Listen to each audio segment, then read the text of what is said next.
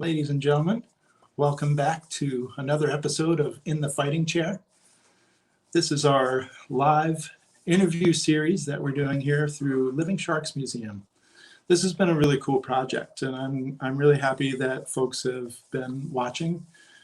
Even if you don't get the chance to watch this live, you can watch it on our Facebook and on our YouTube under Living Sharks Museum. So we'll be cataloging all these interviews there. We're also transcribing them, so they'll be showing up as articles on our website, livingsharks.org. So again, my name is Keith. I'm the curator of Living Sharks Museum in Westerly, Rhode Island.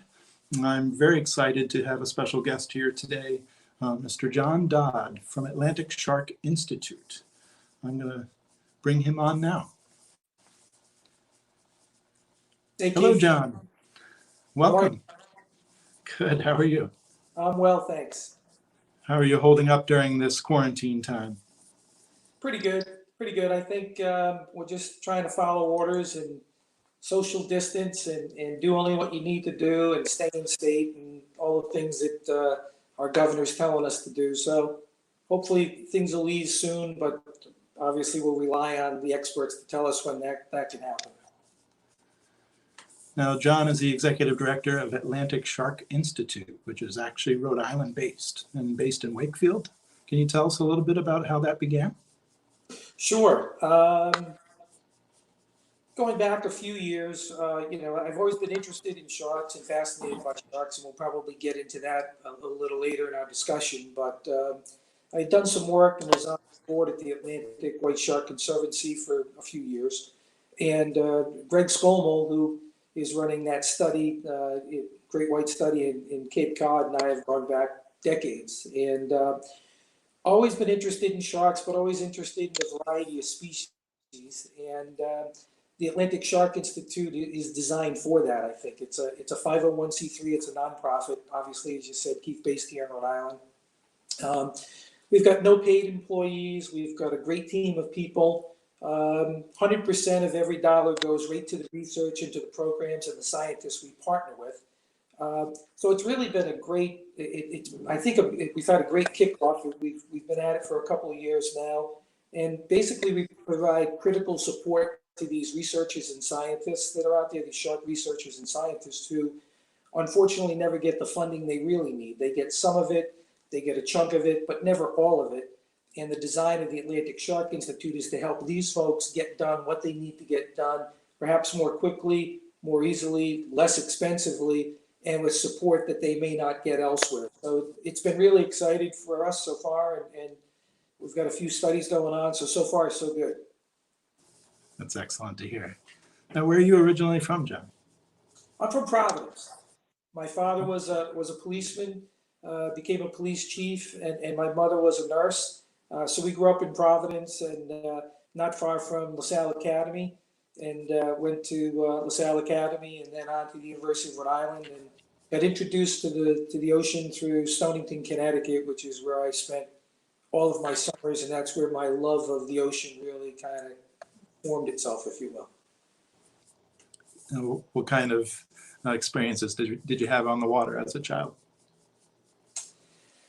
Oh, I would say the biggest experience I had, or the experiences, were really kind of revolved around, lobstering and blue crabbing and with family, and clamming and fluke fishing and striped bass and bluefish and everything you can kind of imagine in that area. We're in Stonington, so we're just inside of Fisher's Island and Fisher's Island Sound. So it's a pretty rich area in terms of opportunities to explore, particularly as a young kid, because back then we all had rowboats, wooden rowboats with a 10 horsepower Johnson engine, and our parents were wonderful, and they let us go off and explore, and explore we did. So it gave us an opportunity to, I think, get a lot done and do a lot of things that maybe a lot of kids didn't have the opportunity to do. And I was also lucky, my Uncle Ron Stillman, next door neighbor, was really a great fisherman. He and his next door neighbor, Ed Stewart. And I remember sitting at home many a night waiting for him to come back from electric boat with rod in hand and tackle boxes, and getting ready to head out to fish for bass and blues at the race, western side of Fisher's Island. And I thought I was going 100 miles offshore. We certainly weren't 100 miles, but it felt that way. So I think that those kind of experiences cultivated and percolated in me and resulted in me having a real love and appreciation for the ocean and all the things going on in it.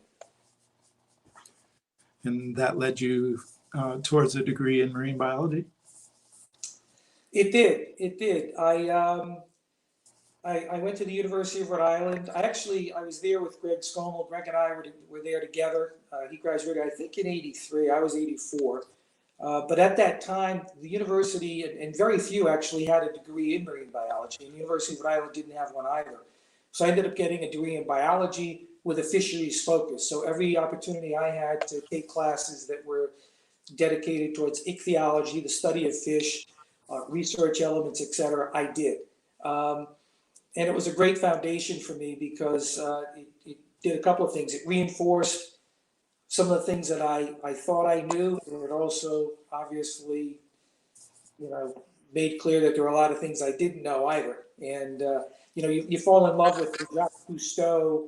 I remember watching The Undersea World of Jacques Cousteau, couldn't wait for it every weekend. And that was just unbelievable to me. That before the internet, you can hop on and look at anything you want at any time. Of course, back then you couldn't. And I think it reinforced a couple of things. One is that these scientists are a lot more learning than you think. And number two, that it's not that easy to know a lot about a lot in this industry because there's a lot going on. Did you get involved in any shark science while you were in school? Actually, I did. Luckily for me, luckily for Rhode Island, I think right here in Rhode Island, we have the Apex Predator Program, the National Marine Fisheries Service Apex Predator Program, which is based right there down by the Bay campus, URI. And I was lucky enough to get an opportunity to do volunteer work there with the Apex Predator. They called it the Investigation Unit, and that was at the time run by Jack Casey, who's still a Narragansett resident, brilliant shark guy, and Wes Pratt, who's also a brilliant shark mind. And Wes is actually on our Research Advisory Council, which I can touch on perhaps if interested. But so I was able to go and spend a lot of time there doing work on, at that time, a lot of stuff on shark denticles, the skin of the shark, and these other elements, which allowed me to get a better sense of what the industry might be like and surround myself with people that I think thought like I did, and it gave me a chance to learn a lot from them, what that market was like, what that work was like, and really fall in love with the whole concept of shark research and shark support. So where did you go after that? Did you pursue a career in biology? I did not, actually. That was the intent. My brother Stephen and I started a company shortly thereafter called Tuition Management Systems, which really was designed around helping families afford education, figuring out the way to most cost efficiently pay for education, because debt, even back then, was becoming a concern with a lot of people. And didn't expect it to be to grow or for me to be at it as long as or as we were. But we're at that for over 25 years. We grew the business over 2.5 decades. It worked out very well for both of us. But it put this plan on hiatus for longer than I had expected. Sure. So in the meantime, while I was doing that, Greg Scommel became Matt Hooper. And then, of course, it's kind of funny to watch as we started together. He went off and probably became what we all wanted to become. I went off and started a business and ran that with my brother Stephen for a long time, and eventually met back with Greg, and we're doing a lot of work together.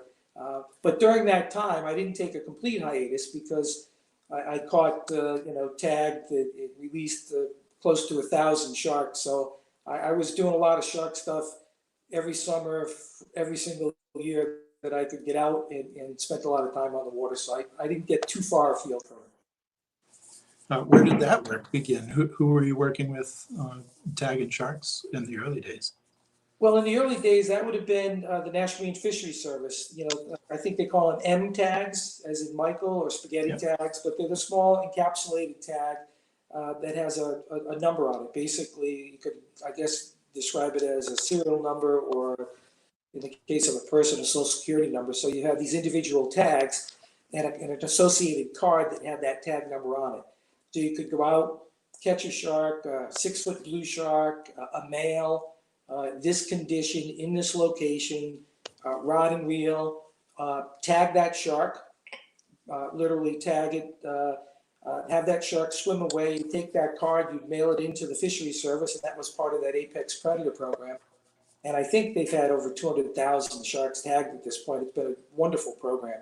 And then we, of course, wait for those tags to be returned. And if one was returned, you'd get a hat.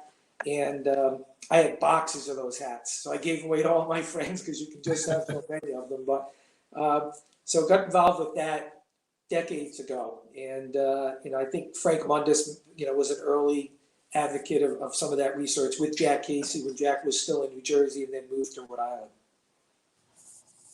So of course, the technology back then wasn't like it is today. In order for you to really get data from those shark tags back then, the M tags, you really relied on recapture. Entirely. And I think that's something that people, sometimes don't fully understand in terms of the role that fishermen have played in a lot of this research and a lot of the success that these programs have had over the years. That tag remains in that shark. And if that shark is not caught again, then what we know is that Jon Dodd or whoever was on the boat caught a 6-foot male shark in this location at this time that was in this condition. However, if that shark is subsequently caught 2 months later, and now that shark is in North Carolina, I've had sharks caught, tags that have been returned that have been as far as Venezuela, for example, on some I've tagged. So it becomes this really interesting matrix of migration patterns. And when you've got 200,000 of these things, and you've got a wide variety of species and all this data, very interesting. What it doesn't tell you, unfortunately, is point A to point B. It was, in this spot on this date. It was in this spot on this date. But where did it go between those points isn't known with that technology. And that's why this new technology is so important. Do you have a fond memory of the first shark you ever caught for science? Let's see. Sure.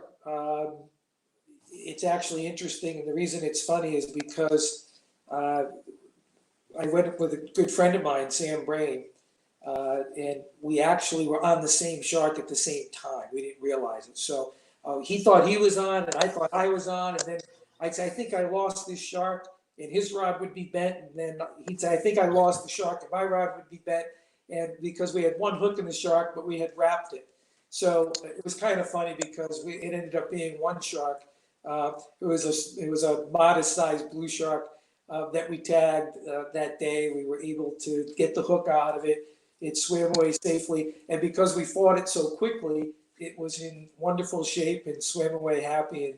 And we thought we had just done one of the best things in the world. So we each get half a credit for the first shark we caught. That's excellent. Now you say you've caught hundreds, if not 1,000 sharks over the years. Do you have a favorite story that you'd like to share with us of one of those particular sharks? Let's see. They all vary. I've been, I've caught sharks as small as, pup Mako, really tiny Makos that you can literally pull into the boat. And I think what's so remarkable about these sharks is that you look at a pup Mako and it is an exact replica of a 500-pound Mako. Maybe the girth is, a little distended, but it's really remarkable to see. I read once, and I think it's such a great description, that if you took a block of wood and you pushed it through the water for 1,000,000 years, it would come out in the shape of like a shark, like a Mako shark, because they're just so streamlined and they're such a beautiful looking fish. So I would say it probably goes from the beauty of catching what is clearly a pup, a newborn Mako shark, and being very, very careful and just feeling it's a remarkable experience, all the way to I've caught and tagged 15-foot great white sharks, which is remarkable in another way, just based on their size and girth. And then also the opportunity to catch sharks where you've been able to determine that they're pregnant through ultrasound and realize this is a pregnant female that's going to go off and pup and help the population. So I don't know if I could pick any one of them, but they all kind of hold a special place for me. Now, do you identify with any other particular shark fishermen out there? Well, I'll tell you this. When I was young, and when I say young, in my early teens, mid teens, late teens, Frank Mundus, Captain Frank Mundus, fished out of Montauk, New York. And Frank had a boat built called the Cricket 2, and he had that built in 1946. And he moved up to Montauk in 1950. And he's kind of considered the godfather of shark fishing. He used to say, monster sharks, monster fishing. And Frank is Captain Quint from Jaws. So Peter Benchley fished with Frank several times in the 60s, early 70s, wrote Jaws. And if you look at Quint, you look at the garage and the jaws hanging and the ornery salt he was, that's Frank Mundus. When I was young, it seemed so adventurous to me, that this person would go out. And again, this is internet. You can't pull things up. And I remember one year hearing that he was fighting a shark. It was like on the radio. And I'm thinking, Like wow, a baseball game. just so exciting to me at the time that I wrote to him and told him I'd scrub his boat for him, and, just to get on the boat. And he was very expensive, and he was very popular already at that time. So that never came to pass when I was young, but we became friends as we got older. And then Frank also understood that taking these sharks at the pace that they were being taken was not going to work. It wasn't good for the fishery. And by the time he was ready to call it quits, he was tagging and was a big proponent of all of this, these measures that have been put in place. Of course, a lot of the folks that are watching, or folks that will be watching, probably know that one of our figureheads in Living Sharks Museum is Frank Mundus. We love telling his story, mostly because of his change in temperament over time and his interest in helping preserve these animals since they were being overfished and are overfished. Yeah, Frank, he's one of those folks that I think, he started it. I think he felt responsible for a lot of it in terms of the folks that suddenly all these tournaments popped up, Jaws, and, the only good shark is a dead shark, and all the things that you've heard. And it just, everybody wanted to go out and kill a shark, and everybody wanted to bring a shark in and hang it, and everybody wanted to get credit for it. And it was really a tough time. It was a tough time for sharks, and it's a tough time for a lot of people as well as they look back on it, because the sense was, there's too many of these things, there's enough of them, you could never overfish them, and how wrong so many people were.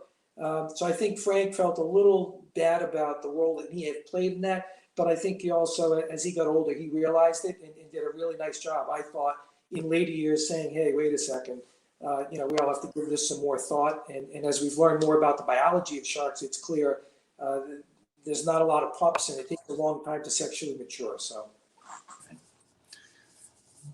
however, you did eventually get your opportunity to step foot on the Cricket as a fisherman. Several times. Yes, I did. Yeah, Frank and I became really good friends over the years. I actually helped him with editing on his final book, 50 Years a Hooker. Visited Frank several times in Hawaii, he and his wife Jenny. Frank and I fished 5 to 10 times together, spent a lot of time on the boat. He is everything people thought he was in terms of he's a character. He's very funny. He was just a kooky kind of guy to be around. And I actually, when Frank passed, I actually ended up buying the Cricket 2 in 2009. So I actually owned the Cricket for 5 years, and eventually I donated that boat to a gentleman who wanted to do a big project for wounded warriors, and I thought that would be Joe DeBella down in New Bern, North Carolina. I thought that would be a great place for the Cricket 2, and that worked out well for the Cricket, and everybody who gets a chance to enjoy it. So it's an incredible story, just overall, that you were able to not only just get the opportunity to fish with Frank, but eventually became friends and ended up with his vessel, which you won at auction, right? I did. It was auctioned in February of 2009, and it was an online auction. And I knew the boat pretty well and been on it a few times, so I knew what I was getting into to a degree. And I really had an idea, and it was kind of relative to this whole Atlantic Shark Institute, which was to take this boat that held all these records. It was a 42-foot long, custom built boat. There's a picture of Frank and I chatting in the boat. He loved lollipops, by the way. If ever I went fishing with him, I'd bring him a bag of Tootsie Rolls. For some reason, he loves Tootsie Pops. And but that's just a funny picture of he and I chatting about some of the stuff in the book. And he called me the Monster Man of Stonington just to make fun of me, I think. But that boat has a ton of world records and it had a lot of history, but I thought it would be really neat to then use that as a platform for research, for science, for scientists, for conservation. So it was an interesting 5 years. It just, at the end of the day, from a platform perspective, from the perspective of putting it together, it just wasn't going to work the way I needed it to. That's a wonderful picture. That is the boat. I think that's one of the prettiest pictures of the cricket ever taken. That's actually of the cricket coming over from Montauk to Mystic, Connecticut. And that's her side pulpits that are up, as you can see. He actually extended those off to the side, so he literally could walk out onto the pulpits and they could photograph and video back to the port or the starboard side of the boat. Very, very, ultimate in terms of a historic vessel, historic stories, great catches, and obviously, that's the basis for Jaws, and the rest is history, as they say.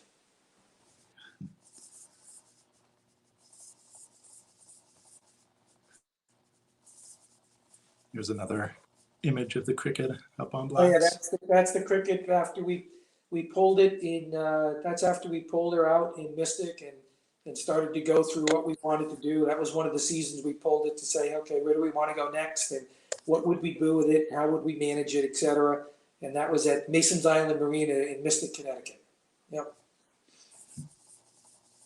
I love the lines on that boat. Some people may not, but I think that boat has the most beautiful lines of a boat. If you saw the Cricket 2 and you were out on the water anywhere near Montauk, New York, or in the southern New England, and you saw that on the horizon, you knew that was the Cricket 2. Very cool. Do you recall any of the sharks that you caught on the boat? What species they might have been? Yeah, we never caught a white when I was with Frank, but we caught a number of Makos. We caught a number of blue sharks. We also got a couple of Duskies. But nothing spectacular. There wasn't, I really enjoyed when I would fish with Frank. We'd go out the night before, go to Montauk because I was in Stonington. I'd take a boat over, go out to dinner, catch up, see how things were going, talk about what was going on in the fishery, what had gone on in the fishery, what was going on in his life, and then we'd spend the whole day together. So it was kind of nice because it was less about trying to go off and catch and release big sharks. It was more about just spending time together as we became really good friends over the years. So it was also nice for him, I think, because it was a little less intense, versus a group of guys coming in and saying, hey, we want to catch the largest and the biggest and the baddest. And Frank always knew that we were going to release and that we were going to go out and have some fun and just relax. So it was always a good day when we spent time with Frank. Now, when did you catch your first white shark? Oh, that's a great question. I would say 1995. 1995. My brother Stephen and I were out, and at the time I had a 23-foot Grady White Gulfstream, and we were at the Fingers, and it was early season, June, and we had caught and released a couple of thresher sharks that day and a couple of blue sharks. And as I was chumming in the back of the boat, not unlike Jaws, suddenly you have this slow emergence. And initially, I honestly thought it was a little bit of an illusion or a distraction. And then it just came up further and further. And it was really breathtaking. I remember thinking, oh my, this is larger than the boat. Don't think it was not larger than the boat, but it might as well have been. And then it took one of our baits, and the fight was on, and it was long, it was exhausting, and we eventually released that fish, but it was really something. And I remember I couldn't wait to get to a phone, because this is pre-cell phone, so I couldn't wait to get and call Jack Casey at the fisheries lab and say, Jack, you're not going to believe what just happened, and took pictures and sent pictures and things like that. So it was a great experience. And at this point, I've caught, tagged, and released 9 white sharks personally. So. Now, you've also been on a boat where a white shark was being caught that may have rivaled Frank Mundus's record with Captain Chip, I believe. Correct. Yes. What's interesting is, Greg Scommel out of Massachusetts and the Cape. He's got 2 components of that stuff. One is the Cape component, and the second is in South Carolina. And Chip Michaeloff, who runs Outcast Sport Fishing there, is a great fisherman, great shark fisherman. And that is the southern component of Greg's study. So the concept there is, because Chip is able to get sharks to the boat, that we can apply other technologies that may not be getting applied in Massachusetts. And that's where the Atlantic Shark Institute comes in, where we've assisted Chip on a number of trips over the last 3 years. And one day, Chip and I had 7 white sharks on, but we've deployed a lot of satellite tags, which are wonderful because they'll tell you everywhere that shark goes up to a year. Acoustic tags, which will tell you every time that shark passes an acoustic receiver, and there's a whole array up and down the East Coast of these acoustic receivers. And we also get to apply spot tags, which are the ones that are fixed to the fin, and every time the shark breaks the surface, it goes up to the Argos satellite system and tells you approximately where that shark is, which is the one everybody loves because, of course, now they say, hey, this shark is here or that shark's there. That's the real time. And Chip and I, only this year, actually, 2020, we had a giant female shark that we're able to get all 3 tags in. She swam away in great shape. But Chip has got a real beat on sharks down there. He's really, really good at it, and we're really happy to be, helping Greg Scommel with that study and expanding both the number of sharks that are being tagged as well as the technology that's being deployed with it. And I think it's important to mention here too that when you're talking about catching and tagging white sharks of this size or any sharks of any size, especially with Captain Chip, we're not talking about a very large boat, and these sharks are actually being tagged boat side. So you're right up close and personal with the shark in the water. Yeah, it's tricky business. It's one of those things where I think, every time you change something by a magnitude, something doubles in size and doubles yet again.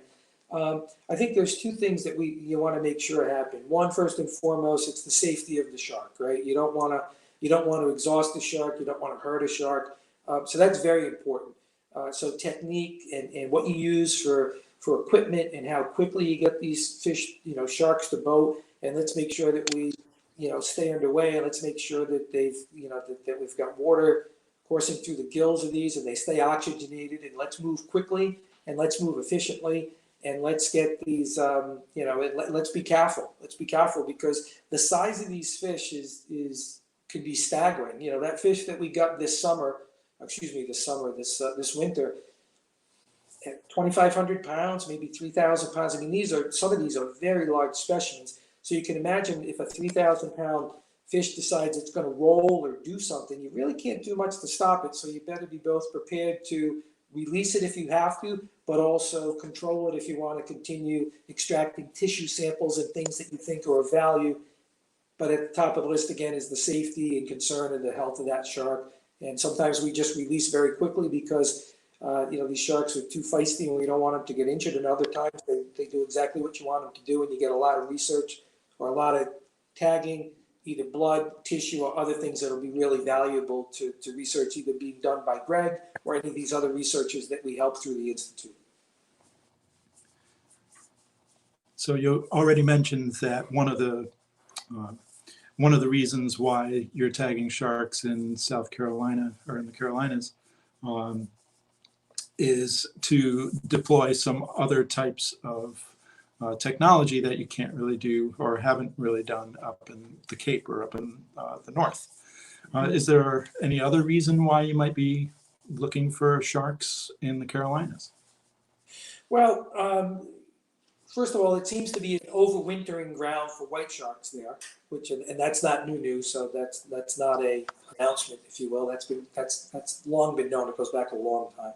But I think the other thing that's important is that it's really, from a researcher's perspective, it's important to catch, tag, and do things in different locations. If there's a lot of thresher sharks that come into Montauk, New York every year, and we tag all those sharks in one location, you learn a lot about what those thresher sharks are doing after you tag them and where they go that were residing there. But what happens about thresher sharks residing somewhere else, or white sharks residing somewhere else? So part of Greg's research in Cape Cod in Massachusetts, which has been remarkable, is focused in that area. So it's nice to get a second data point, a second location. And that's just not with Greg in that study.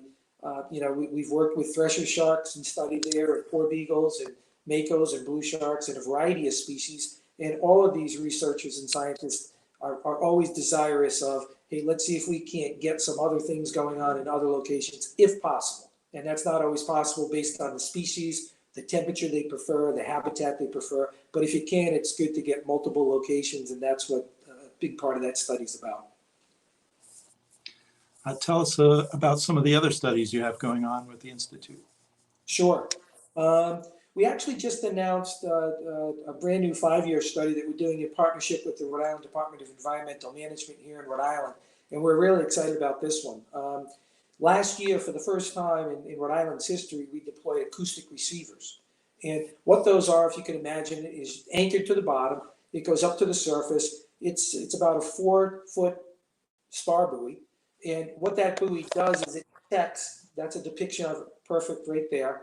And there's an acoustic receiver attached to that. And any shark or anything that's tagged really with an acoustic transmitter that comes within 3,000 feet of that in ideal conditions, maybe closer to 1,500 feet, gets registered into that receiver.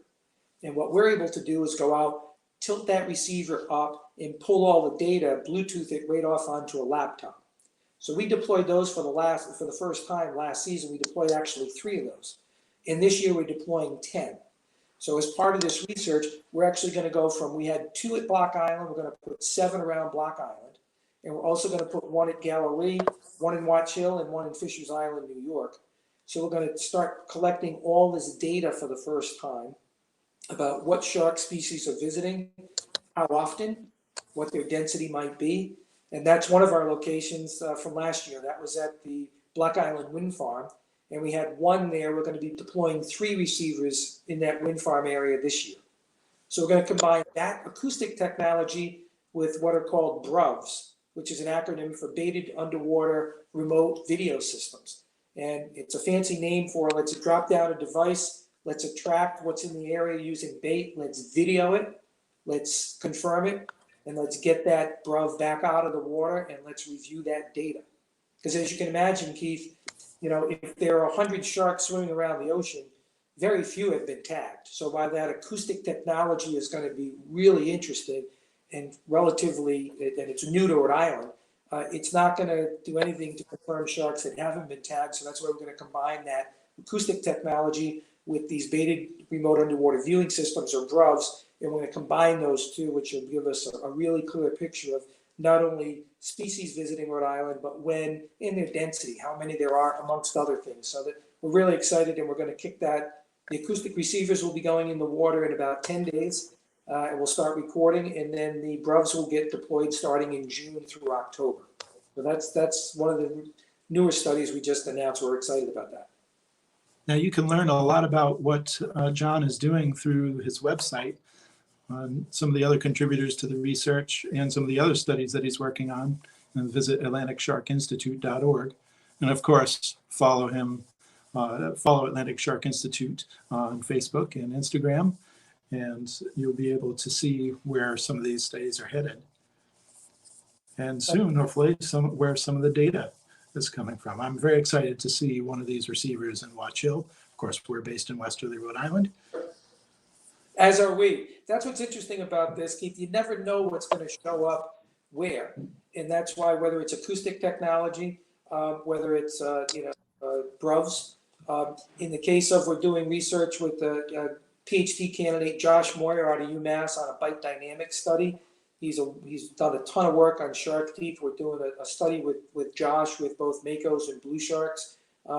working with James Solokowski and Lisa Natanson for the Fisheries Service on a porbeagle study, and really excited about that. They're a little tougher because they love the cold water, so you don't find them when you'd like to find them, which would be July here in Rhode Island and off our coast, because they're not going to like those water temperatures. So you find yourself in Massachusetts in October, November, wishing you weren't out there, but that's okay. It's part of research.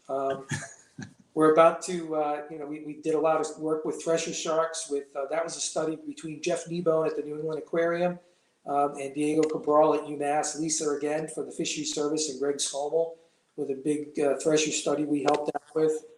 So they keep coming. That we're about to engage in a white shark study, southern New England, New York area with Craig O'Connell and Greg Scommel. And Greg's excited about that because he's done so much work with these subadult and adult white sharks, and this is going to be more about the young of the year and the juvenile white sharks. So a lot going on, and we've done a lot. Frankly, things are going really well. We've actually moved more quickly, and we've gotten more involved and created, I think, more of an opportunity for these research projects and these researchers than we thought we might. So we're excited about it. They're excited about it, and as a result, it continues to grow and expand. It's good for everybody. Well, thank you, John. Folks out there, if you want to support Atlantic Shark Institute, you can do so by visiting their website, atlanticsharkinstitute.org, of course. But you can also support, we actually have a GoFundMe to support some of the acoustic receiver technology that's being deployed in Rhode Island through Atlantic Shark Institute and the DEM. So definitely visit there and support that cause. But you can also contact Atlantic Shark Institute and John directly for other opportunities. What other things can the public do to help your cause? Well, first of all, I want to talk about your cause for a second, if you don't mind. I've had a chance to visit your Living Sharks Museum, and if you get a chance to do that, you really should. Keith I don't know if you could use that space any more efficiently than you have, in terms of there's a ton of really interesting stuff there. It's in Westerly. It's not a bad ride, and when these restrictions are lifted, it's a great place to go. As it relates to the Atlantic Shark Institute, yeah, I think there's a couple of things we could use. Obviously, funding is always good. By the same token, these scientists, as I described earlier, never have enough money. So for us, a big part of what we bring to the table is we have research volunteers. And lack of a better description, it's people that have a boat, that have experience fishing and fishing for sharks in particular, who have come to understand that a lot of these sharks are in trouble and they need help. And if we can get these researchers to the research grounds, if you will, at no cost to them, it's a wonderful way to give back. You learn about the research, you learn about what these sharks are dealing with, you can use your expertise, you can play a role. We give you an Atlantic Shark Institute shirt or hat or jacket to play that role. And you can go onto our website and tell us who you are and how you think you can help, and we'll match up. It's really important. And if I could, I'll give you a real quick example of the importance of that. Mako sharks right now are considered endangered. And research done by the National Marine Fisheries Service, and Lisa Natanson actually did a paper on this. It amazes people sometimes. For a Mako shark to reproduce, a female Mako shark, the average, the 50% chance that is mature enough to reproduce, it's a 600-pound Mako shark. 600 pounds. It's lived for 20 years. Seeing all that goes on in the commercial fishery and the recreational fishery, the chances a Mako can get to 20 years old and grow to 600 pounds and only have a 50% chance of being sexually mature is all you need to know about the plight of these sharks, in particular Mako sharks. They simply can't have enough pups. They can't stay out of trouble long enough. And that's why it's important for people like the Atlantic Shark Institute, the Living Sharks Museum, and others to try to help in this cause. And we'll take, whether it's funding, people with boats, or sponsors, we're happy to take any help you can give. Well, thank you so much, John, for your time and letting us know more about your mission and how we can help. We hope to see you around here again soon, of course, at the museum once the bans are lifted, and hopefully get out there with you and see what's going on with these acoustic receivers. You got it. Happy to help and happy to have you come along. All right. Thanks so much, John. All right. Well, everybody, I want to thank you so much for coming to this interview series. I'm very excited about how this has gone. I get a little worked up kind of every time, mostly because this project has turned into an opportunity to preserve shark history orally. So the oral history of shark history. And so I'm excited to talk to someone like John, who has so many stories to tell, and how he got to where he is. And so many other people are coming on to tell those stories. So I just want to thank everybody for watching these and supporting this project, especially during this time where Living Shark Museum can't be open to the public. This is a way for us to work towards giving back to the shark community and to the enthusiasts out there who want to do some good and help shark science move along towards conservation. So thank you again. And I look forward to our next guest, which will be announced very, very soon here on our social media. We're very excited about this next guest. So follow us along, Living Sharks Museum on Facebook and Instagram, and livingsharks.org. We are cataloging all these videos on our YouTube channel, Living Sharks Museum, and we're also transcribing all these interviews to be listed as articles on our website. So if you missed this one, you can catch it later. And we'll see you later. Thanks so much for coming.